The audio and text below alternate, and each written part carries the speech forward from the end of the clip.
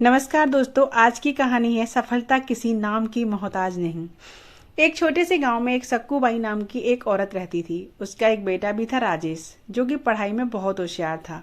Sakku by के पति के गुजर जाने के बाद सारी जिम्मेदारियां सक्कू बाई के कंधों पर आ गई थी। वह किसी के घर बर्तन मांजती तो किसी के घर खाना बनाती थी। उसका बेटा भी उसके साथ ही जाया करता था।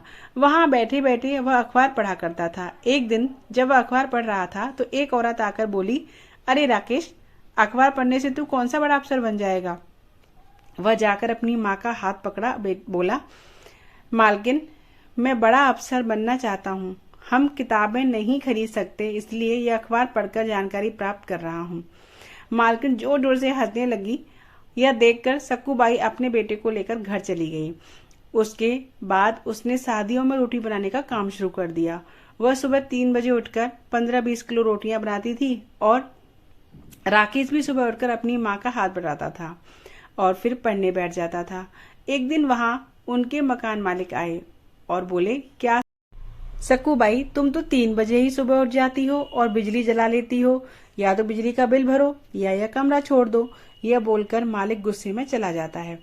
राकेश लालटेन लगाकर पढ़ाई करने लगा और सक्कू बाई भी उसी में गुजारा करने लगी। ऐसे ही कई सालों तक तब राकेश पढ़ता रहा और हमेशा अव्वल नंबर लाने लगा। राकेश की लगन देखकर उसके गुरुजी ने उसे दिल्ली जाने की सलाह दी और खर्चा भी उठाने की जिम्मेदारी ली। वह दिल्ली जाकर पढ़ाई करने लगा। एक दिन जब वह परीक्षा देने जा रहा होता है, तब उसे एक गाड़ी टक्कर मार जाती है। उसके सर पे और बाएं हाथ पर चोट लग जाती है। वह दाएं हाथ से लिखने का निर्णय लेता है। वह अपने पूरे साल को बर्बाद होने से बचाकर परीक्षा देने के लिए निकलता है। वहां जाकर उसने परीक्षा दी और फिर बाद में अस्पताल जाकर अपना इलाज कराया। राजेश ने वहां भी अपनी पढ़ाई जारी रखी और इंटरव्यू दिया। इंटरव्यू देने के बाद वह अपने गांव वापस लौट आया। थोड़े दिन बाद उसकी माँ अखबार खरीद कर लाती और राकेश को अपना रिजल्ट देखने को कहती। राकेश खुश होकर बोलता है, माँ, मैं पास हो गया, मैं अफसर बन गया। उन दोनों की आंखों में आंसू आने लग गए। तो दोस्तों, इस कहानी से आपको पता चला होगा कि हमें हमेशा अपना लक्ष्य प्राप्त करने के लिए मेहनत करते रहना चाहिए। चाहे हम पर हंसी उड़ाए दुनिया, लेकिन हमें कभी हिम्मत नहीं हारनी चाहिए और हमेशा लक्ष्य पर ध्यान देकर जीत हासिल करनी चाहिए।